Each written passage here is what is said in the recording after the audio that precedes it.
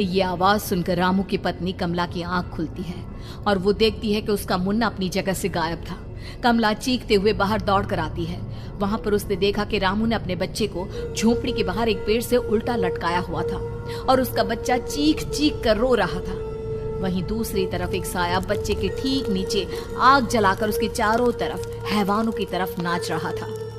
छोड़ दो मेरे बच्चे को। अरे क्या कर रहे हो तुम? शर्म नहीं आती तुम्हें अपने ही बच्चे को इस तरह मौत के हवाले करते हुए?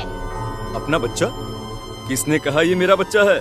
अरे ये तो उस रामू की औलाद है, इस गांव के किसान रामू की, और मेरी दुश्मनी इस गांव के हर इंसान के साथ है। क्या? कैसी बात कर रहे हो तुम? और ये औरत कौन है? ये मेरे बच्चे को खा जाएगी। तभी अचानक से उस साया ने एक बेहद खतरनाक दिखने वाली औरत का रूप ले लिया और उसकी आंखों से आग निकल रही थी। सही पहचाना तूने, मैं तेरे बच्चे को खा जाऊंगी। अगर तू अपनी इस हैवान पति रामू के साथ जंगल नहीं आई तो मैं तेरे बच्चे को खा जाऊंगी। लेकिन क्यों? आखिर क्या चाहती हो तुम मुझसे? मुझे जंगल क्यों ले जाना चाहती हो? औरत बुरी तरह से ठहाके मार मार कर जोर जोर से हंसने लगी और साथ में रामू भी। ये तो तुझे वहाँ चलने के बाद ही पता चलेगा ना। अगर तू नहीं आई तो थोड़ी देर में तेरा ये बच्चा आग में जलकर मर जाएगा। चल जल्दी। नहीं, मेरे बच्चे को छोड़ दो। तुम जहाँ कहोगे मैं तुम्हारे साथ चलने के लिए तैयार हूँ। और उसके बाद उस बच्चे को झोपड़ी में लिटाकर आगे आगे वो साया चल रहा था और उसके पीछे पीछे रामू अपनी पत्नी के बाल पकड़कर उसे घसीटते हुए जंगल की तरफ ले गया। जंगल में जाने के बाद, कितनी खूबसूरत हो तुम। आज की रात बस तुम और मैं एक दूसरे के साथ रहेंगे। मुझे तुमसे बहुत डर लग रहा है। तुम्हें क्या हो गया है? तुम तो बिल्कुल ठीक थे। वो होगा जो हमारे बीच होना चाहिए। तो आओ अपने आप को मेरे हवाले कर दो। कमला ने डर की वजह से अपनी दोनों आंखें कसकर बंद कर ली थी। रामू ने बुरी तरह से चीख कर कमला से कहा, आंखें खोलो अपनी और मेरी तरफ देखो। कमला ने जैसे ही अपनी आंखें खोली उसने देखा कि रामू एक खतरनाक खूनी हैवान में बदल चुका था। कौन हो तुम? जाने दो मुझे। क्या चाहते हो मुझसे? वही जो एक आदमी एक औरत से चाहता है। मैं तुम्हारा पति रामू नहीं, बल्कि इस जंगल का एक भेड़िया हूँ, और आज की रात तुम्हारे खून से अपनी प्यास बुझा जाऊं। और उसके बाद वो जंगल कमला की दर्दनाक चीखों से गूंज उठा। अगली सुबह कमला के कपड़े भी जंगल में उसी तरह पाए गए जैसे कि सुमन के पाए गए थे। इस घटना के बाद पूरे गांव में दहशत का माहौल था। अपने माँ बाप की मौत और गांव में हो रहे इस तरह की घटनाओं की खबर सुनकर किशन शहर से गांव लौट आया था। अपने माँ बाप की बेदर्द मौत की वजह से वो बहुत परेशान था। तभी अचानक उसे अपने घर में खाट के नीचे पड़ा हुआ वो मोबाइल फोन मिला जो उसने अपने पापा हरिया को गिफ्ट किया था। अरे कितने प्यार से पापा के लिए मोबाइल फोन लेकर आया था। इसे एक दिन भी काम में नहीं ले पाए। और आखिर कौन है जो गांव में इस तरह की हत्याएं कर रहा है?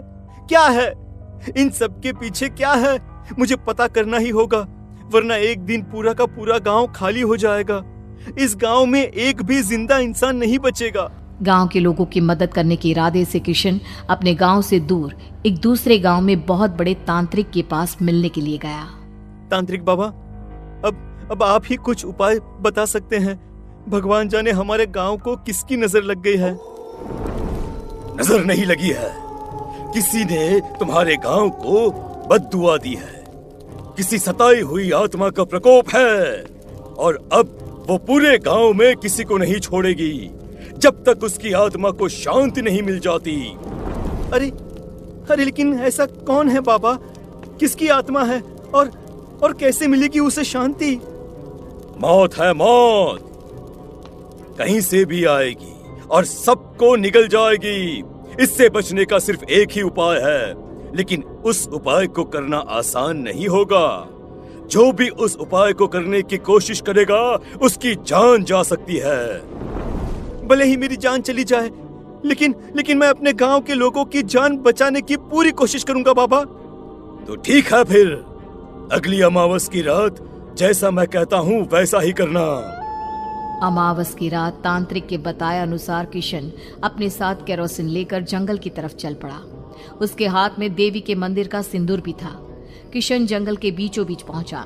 ये देखकर उसकी आंखें फटी की फटी रह गई। वहां एक उबलते पानी का तालाब था और कई लोगों की लाश लटक रही थी। किशन की माँ बाप की लाश भी वहीं थी। माँ, बापू, क्या हो गया? ये क्या हो गया? तभी वहां पर एक औरत और आदमी आते हैं। उन्हें देखकर किशन चौंक जाता है। गोपाल काका, आपकी तो 5 साल पहले मौत हो गई थी। और निर्मला काकी, आप? मौत तो हो गई थी, लेकिन तुम ये नहीं जानते कि हमारी मौत कैसे हुई थी। क्या कहना चाहते हैं आप? कुछ नहीं, बस ये जान लो कि अब इस गांव में कोई जिंदा नहीं बचेगा। लेकिन क्यों काकी? क्योंकि 5 साल पहले इन गांव वालों ने मुझे डायन बताकर पत्थर मार मार के मार डाला। मेरी कोई गलती नहीं थी। गांव का एक बच्चा क्या लापता हुआ, सारा इल्जाम मेरी पत्नी पे डाल दिया। और जब मैंने निर्मला की जान बचाने की कोशिश की तो मुझे भी मार डाला। आपके साथ ये बहुत गलत हुआ काकी, लेकिन आप जो कर रहे हैं वो भी सही नहीं है ना? तुम यहाँ से चले जाओ वरना तुम भी नहीं बचोगे। हमारी आत्मा पिछले 5 साल से मुक्ति के लिए भटक रही है। चले जाओ यहाँ से। मौका देखकर किशन सिंदूर उन दोनों के ऊपर डाल देता है। उनका शरीर जलने लगता है और वो भयानक तरीके से चिल्लाने लगते हैं। अगले ही पल किशन उनके ऊपर केरोसिन डाल देता है और वो दोनों जल जाते हैं। किशन अपने माँ बाप और दूसरी लाशों का अंतिम संस्कार करवाता है और अपने घर लौट आता है। लेकिन वो अभी भी इस बात से अनजान है कि मोबाइल अभी भी बज रहा था। मैं मौत हूँ, मौत